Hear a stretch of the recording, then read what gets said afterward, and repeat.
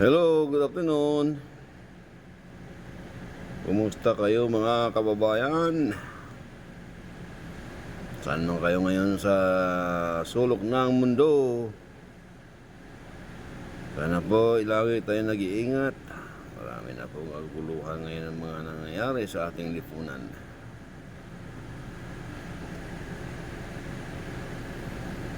Maging sa ibang bansa, magulo na ang mundo. Ingat na ingat po kayo dyan sa malayong lugar. Yung mga mahal nating mga bayani dyan sa ibang bansa, mag-ingat po kayo. Huwag niyong babayani yung sarili, lalo sa mga gaguluhan ngayon dyan sa Israel. Saan man kayo ngayon, ingat lang po.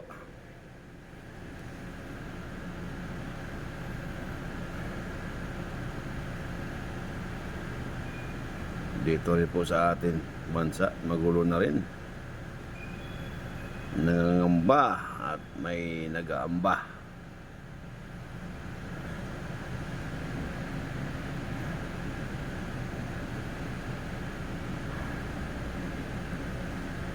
At ibang ang mga kalakaran ng ating gobyerno ngayon. Mas napapansin pa ang digmaan, ang kaguluhan kaysa mga presyo ng mga bilihin na sa pagtaasan.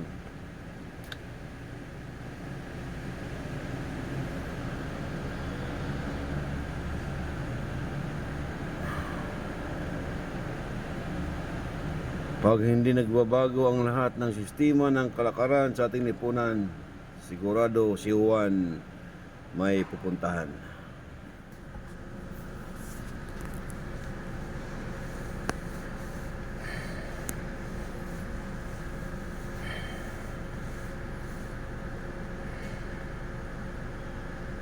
Kumakatok ako sa damdamin ng ating mahal na Pangulo at sa ibang mga nangungkulan ngayon sa ating gobyerno, sa ating lipunan. Nabigyan ng pansin at bigyan ng daan ang nasipagtaasan ng mga bilihin. Talaga naman wala na pong kakayahan ang katulad naming mahihirap na makapag-afford sa mga matataas na bilihin, Panginoon.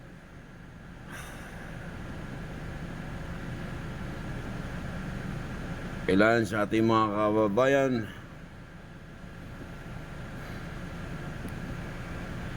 kung minsan ay bumibili na lang ng kalahating kilo ng bigas na lang, isang saingan, wala talagang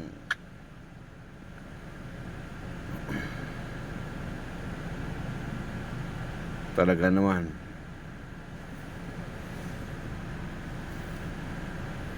dapat ito ang binigyan nyo ng pansin. Huwag yung kaguluhan, huwag yung sarili, huwag yung unahin ng inyong mga sarili at mga maring maging kaguluhan ng ating ng ating bansa.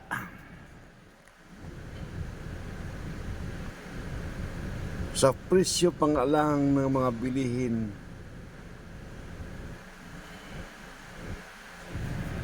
taob na ang bangka ni Juan. Ano pa kaya kung may kaguluhan ang dumating na naman sa ating lipunan?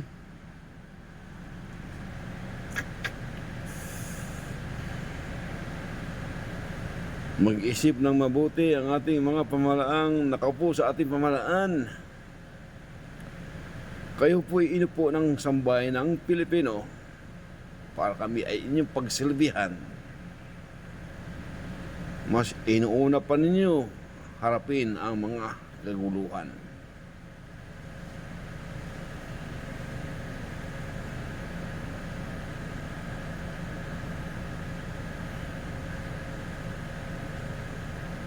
Di ba ninyo naramdaman ang naramdaman ng mga mahihirap, ang naramdaman ni Juan at ni Pedro na hirap na sa buhay? Grabe naman, wala ba kayong mga puso para hindi nyo maramdaman ang naramdaman ng mga mahihirap? My God. Please help.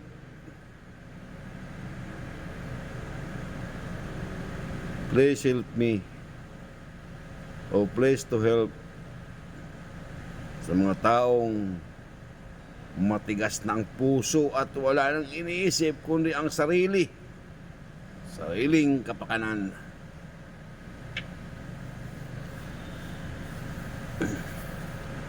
Ang masakit, kagagaling lang po natin sa pandemic.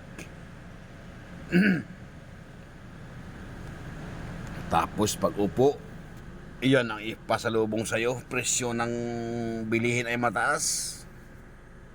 Ano bang klaseng gobyerno ang mayroon tayo? Diyos ko naman. Inuuna pa yung pakipag discussion sa China na nangangasar lang naman yan sa China na yan. Sa totoo lang, nangangasar lang yan. Naghahanap lang ng dama yan.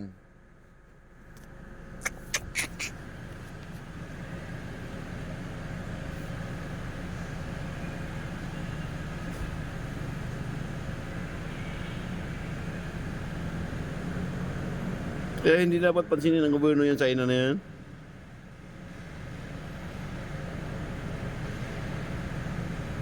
Kung pansinin man, ipeber lang kung pansinin ng gobyerno, pansinin mo rin yung mga pagtataas ng presyo.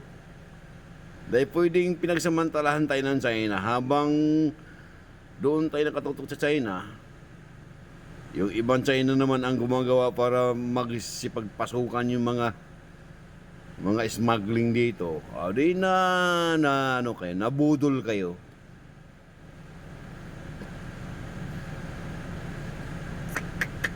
Ano ba naman ito?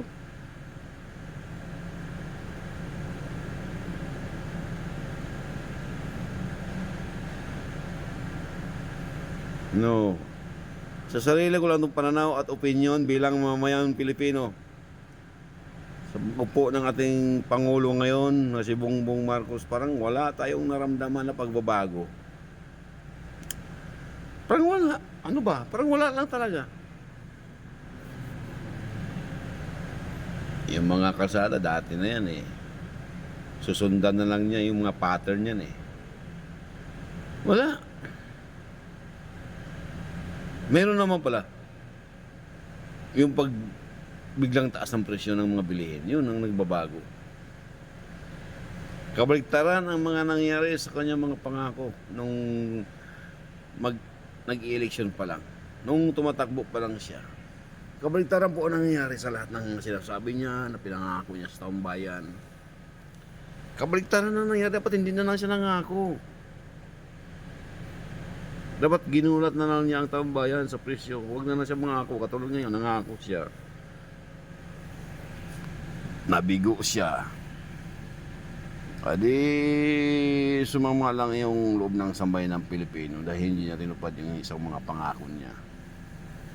Eh kahit nga pangako, kung sinasabi nang namimigay sila ng bigas, patuloy silang namimigay ng bigas. Saan? Saan lugar sila namimigay ng bigas?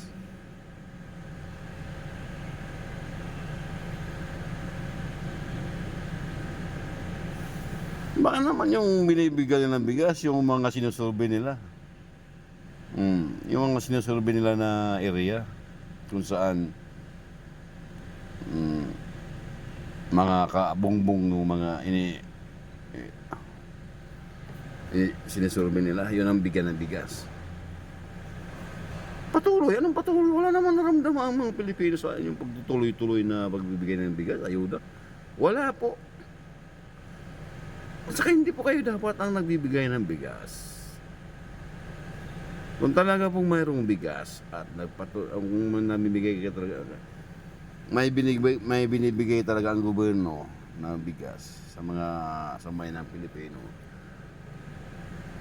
Hindi po yan kayo ang magbibigay. Sa munisipyo po yan dapat ibagsak yung mga ayuda na yan. para maramdaman ng lahat na mayroon talagang galing sa gobyerno na ayuda. Eh kung ganun lang na kayo mismo nagbibigay, paano naman ka maniwala na pangkalahatan yung binibigyan nyo? Eh, siyempre isipin ng tao na pinipili nyo lang yung pagbibigyan nyo. Yung mga malapit sa inyo, mga team leader nung panahong Marcos, mga kaanakan ng mga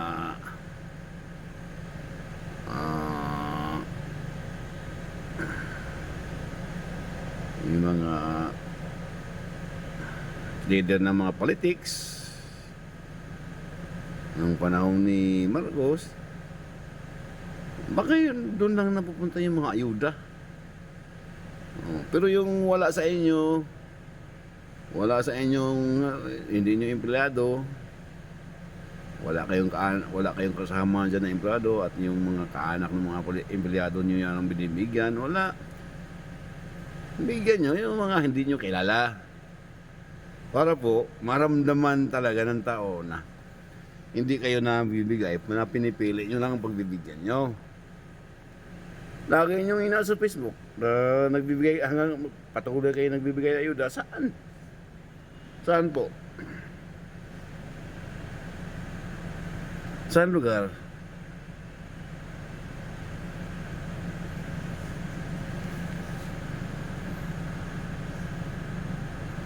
Sa Liti po, grabe na po ang kilo ng bigas doon. 70 na po ang kilo.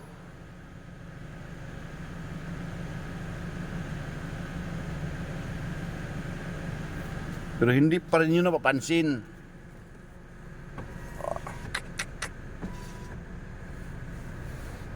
Patay Malaysia pa rin kayo sa hinaing ng sambayan ng Pilipino na ibaba ang presyo ng bigas.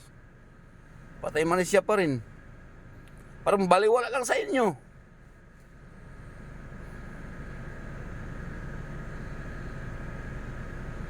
Parang wala talagang manhid ba kayo? Parang ano lang ba? Parang tanga lang yung mga taong nakiusap sa inyo na titingnan ang presyo ng bigas, baguhin ang presyo ng bigas. Nasa inyo naman po yung mga isang salita nyo lang. Isang sabi nyo lang na ibagsak ang presyo ng bigas. Ibabagsak lang ng mga negosyante yan. Dahil kayo ang Pangulo. Pero wala eh. Parang wala lang sa inyo. Parang, aywan. Hirap talaga ang intindihin na yung ano ngayon. Di nyo naramdaman yung paghihirap ng mga Pilipino. Sobra.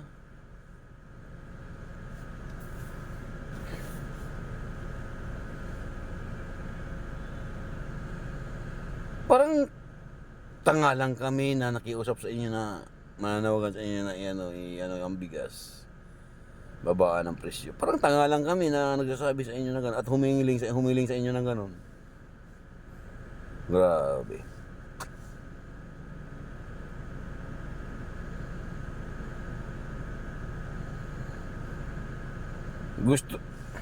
Ang hirap pa nito.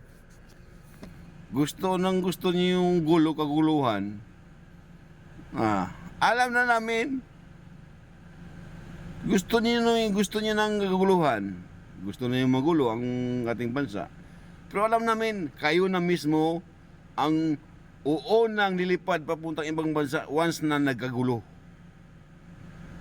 Kaya lakas ng loob nyo. Ang lakas ng loob nyo na magsabi na ganun.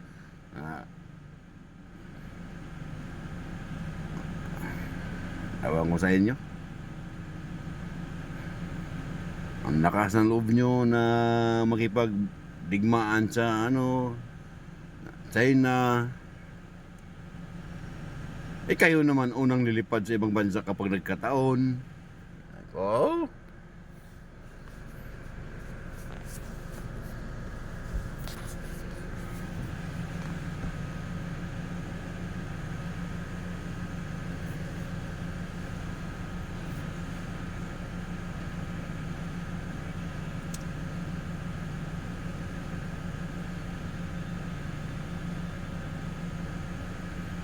Ay, Panginoon ko, guide niyo po ang bansang Pilipinas.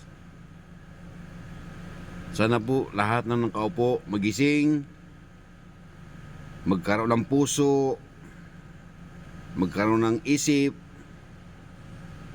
at magkaroon ng magandang damdamin na maramdaman nila yung paghihirap ng sabayan ng Pilipinong mahirap. Sana po maramdaman po nila, Panginoon. I-guide mo sila, i-guide nyo sila, Panginoon.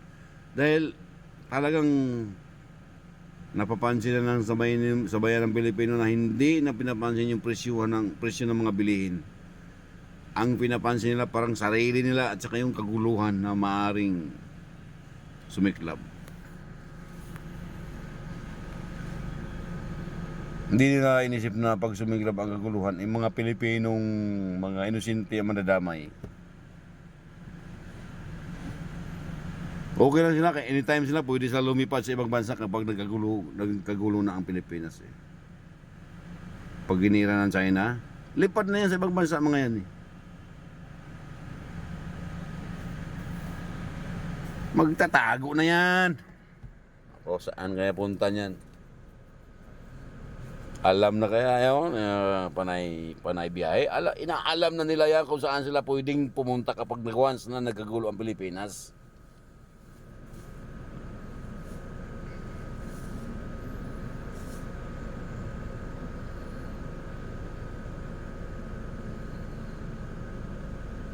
Inuna pa yung kaguluhan, hindi pa inunang pinansin yung mga pagtaas ng presyo.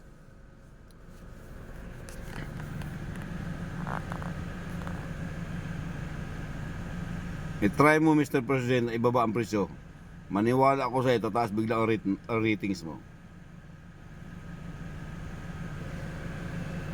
Baka saan dyan ka mabawi kapag naibaba mo ang presyo ng mga bilihin. Yung bigas, ano mo sa 45. Maniwala ako sa iyo. At maniwala ka rin na bigla yan tataas ang rating mo. Pero kapag ang bilihin hindi mo mapansin yan, sa hirap ng buhay ngayon, sa hirap ng hinaharap ngayon ng mga kababayan natin na mahirap, katulad kong mahirap, ay siguradong zero ka pag tumagal.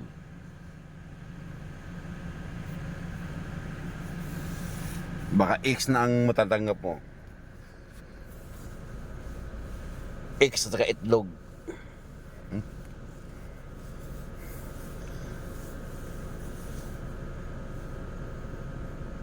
Talaga naman.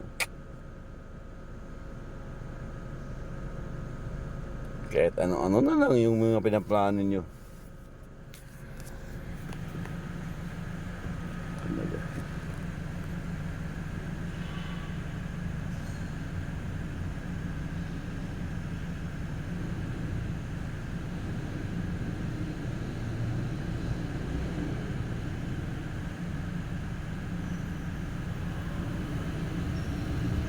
Yan lang po ang hiling namin bilang sambayan ng Pilipino. Napakasimple. Nasa pagdesisyon mo na ang final decision.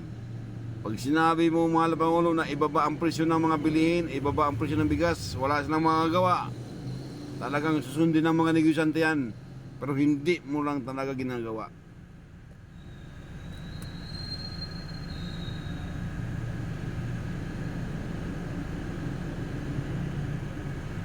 May mawawala na ba sa kanila yung 1 month lang? Yung isang buwan lang na makatikim kami na mababa ang bilihin ng bigas. May mawala na ba sa businessman? Nasa mga negosyante? May mawala na ba sa kanila? Malaki na ba yung nawawala sa kanila noon kapag isang buwan mo ibaba ang presyo ng bigas? Mga bilihin? Gurami naman nila ka swapang. Isang buwan lang.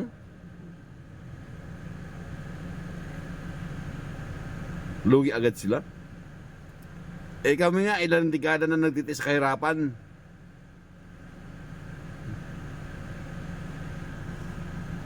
I-compare mo sa hiling ng sambayan ng Pilipino na hiling ko sa inyo bilang sambayan ng Pilipino at simple at sariling opinion bilang mamayan. Isang buwan lang, ibaba ang presyo, makatikim man lang kami ng presyo ng bigas na mura, 45 pesos. Ngayon 60 na. Sa probinsya, 70, 80 na.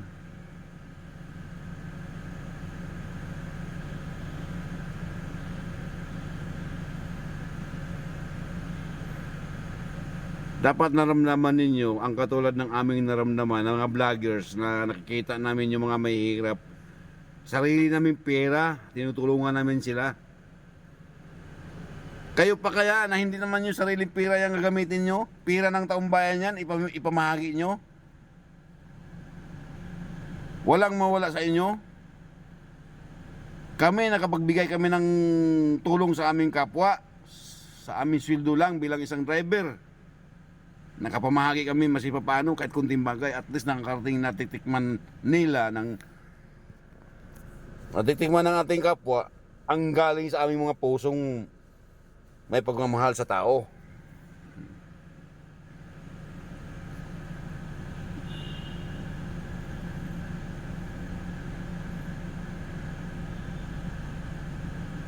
Tsaka yung mga tumutulong sa amin, kung mayroon man tumutulong sa amin, nakikita rin nila ang kahirapan ng Pilipino, kahirapan ng Pilipinas, kahirapan ng bansa, kaya tumulong sila. Kayo, hindi kayo mismo nakapapansin na kayo nandito? My God! Pera ng bayan yung ipabigay, pera ng bayan yung ibibigay nyo, hindi naman pera nyo yan. Maniwala kayo, walang politiko na bumunot sa sariling bulsa nila.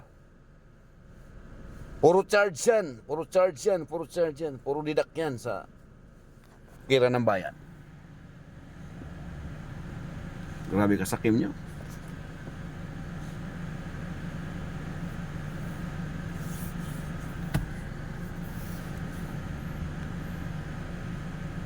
Wala na kayong mga puso.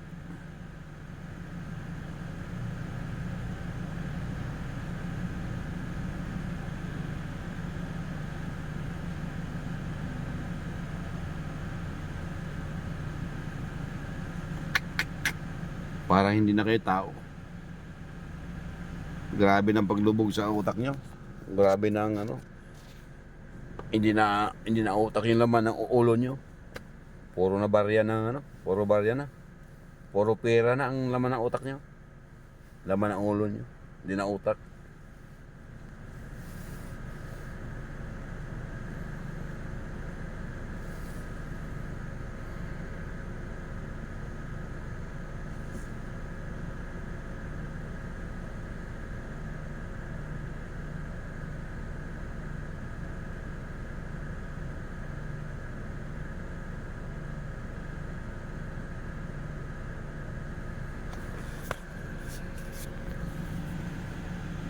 Kaming mga driver, kaming mga mahirap. 15 days kami bago magkapera. Kaya pag sweldo ng 15, ubos na rin ang pera. Wala lang natitira. Pagdating ng katapusan, ganun na naman. Kasi uutangin na yung 16 eh. Yung 16, utangin na yun. Yung pagkain namin, utang na yun hanggang katapusan. Kaya, ubos na hanggang katapusan, pambayad na lang ng utang.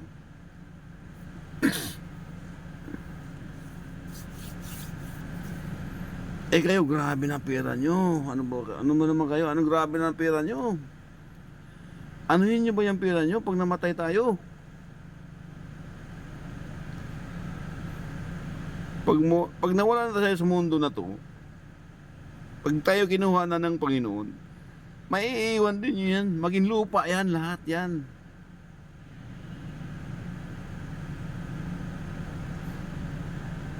Gustuhin nyo ba na maging lupa yan kaysa ibigay ng tulong sa kapwa nyo? Terrible.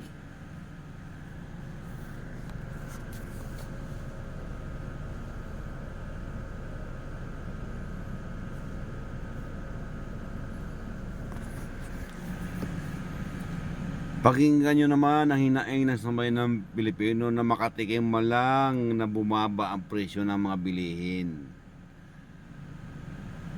Kahit man lang po sa loob lang ng isang buwan, matikman man lang namin ang kaginawaan maski pa paano.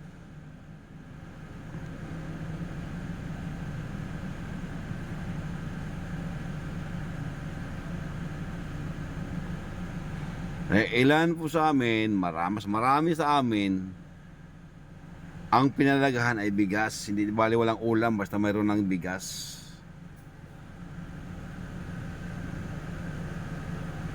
Napakakaawaan talaga namin.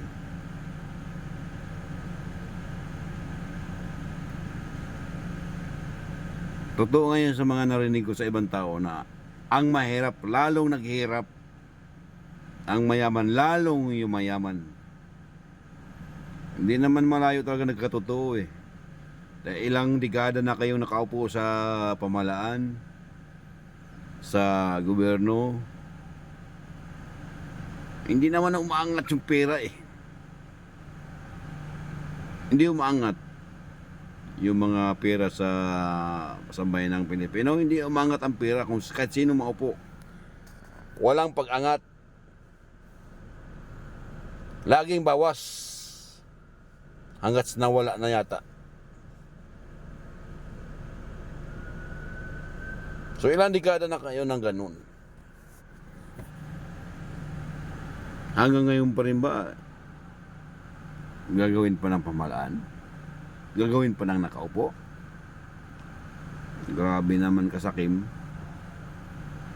Grabe naman talaga ka, wala ng pusoan. Wala ng puso talaga para sa aming mga mahirap. Kami naman yung bumubuto sa inyo, hindi naman yung mga mayaman. Kami ang bumubuto sa inyo mga mahihirap.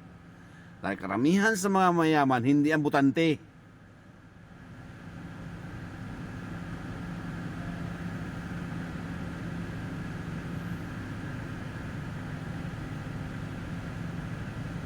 Kaya dapat kami mga mahirap ang harapin talaga nyo ng maigi dahil kami ang bumubuto sa inyo, kami maglalagay sa pwesto nyo. Hindi ang mga mayaman eh, kasi karamihan hindi ang butante, hindi ang bumubuto. Kami talagang mahihirap ang bumubuto sa inyo. Kaya kami dapat ang pagtuunan nyo ng pansin. Hindi yung mga kapwa nyo mayaman. Na mayaman na nga, lalo pang may mayaman.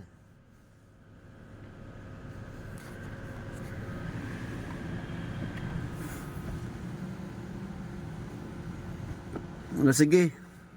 Kung yan talaga ang gusto niyo sa buhay niyo, bahala kayo. Magpakayaman kayo.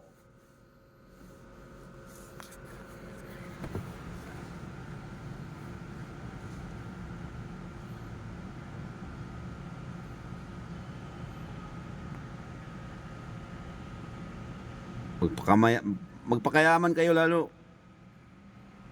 Doon din naman punta yan, lupa pa rin yan punta niyan. Kahit ayaw man o sa hindi, gustuhin nyo man o sa hindi, maging lupa pa rin yan pagdating ng araw. Kahit anong yaman nyo, yung barya nyo maging adobo yan. At yung papel nyo maging lupa yan, maging putik yan pagdating ng araw.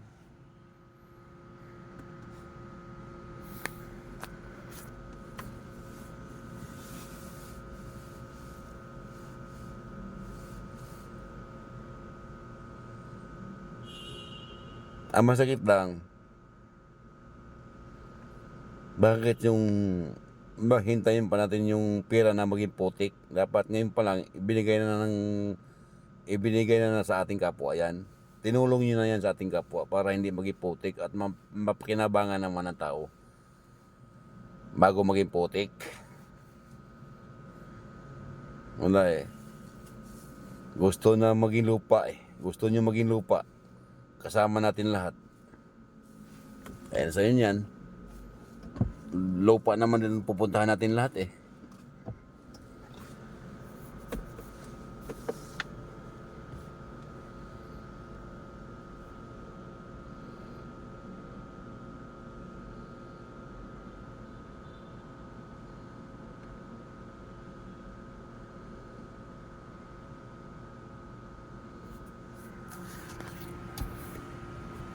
Kahit pa sila maganda sigaw-sigaw tayo. Hindi pa rin talaga mapapansin tayo. Hindi pa rin tayo mapapansin sa gobyerno na kahit anong pantawag natin na ibaba ang presyo ng mga bilihin, wala pa rin talaga.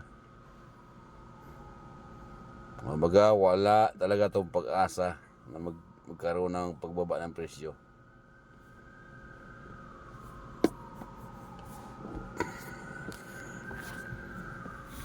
Dahil wala na sila mga puso magmamahal sa kanilang kapwa. Mahirap. Kapwa nila mayaman, siguro mahal nila. Pero yung kapwa nila mahirap, so, sa eleksyon lang yan. Sa pangumpanyahan lang yan. Sa pangungumpanya lang yan. Tayong mga Pilipino, tayong mga mahirap na papansin. Pero kapag yan mga nakaupo na, wala na. Didma na at nakalimutan na lahat ng mga pangako.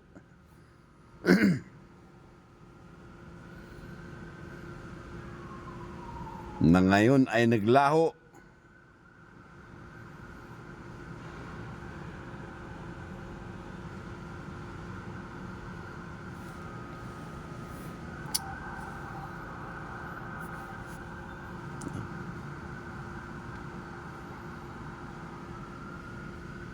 Nakakahiblad tong gumerdo na to. Sige. Okay lahat dyan mga kalabarkads. Mga bayanin natin dyan, mga bayanin natin sa ibang bansa, mag-ingat po kayo. Iligtas nyo yung sarili at wala tayong pag-asa sa gobyerno.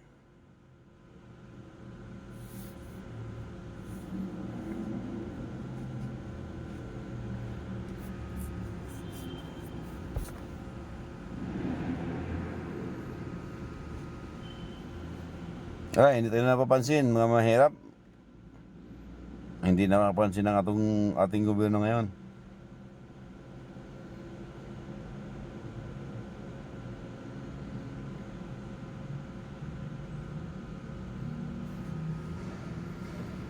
Sige.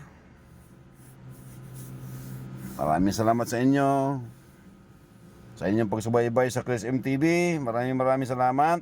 Please subscribe and follow sa my Facebook page. At share at subscribe at comment. Huwag po kalimutan mag-subscribe at mag-like. At pindutin ang bell button para tuloy-tuloy nyo masubaybayan ang aking mga videos. Maraming salamat sa inyo mga bayaning OFW sa ibang bansa, saan man kayo ngayon sa sulok ng mundo. At sa Luzon, Visayas at Mindanao, maraming salamat sa inyo. Time na para manangalian na tayo. Sige, bye-bye. Ma'am Susan, thank you. God bless sa inyong lahat. At blessing always to come sa ating lahat. Amen. Bye-bye. Love you.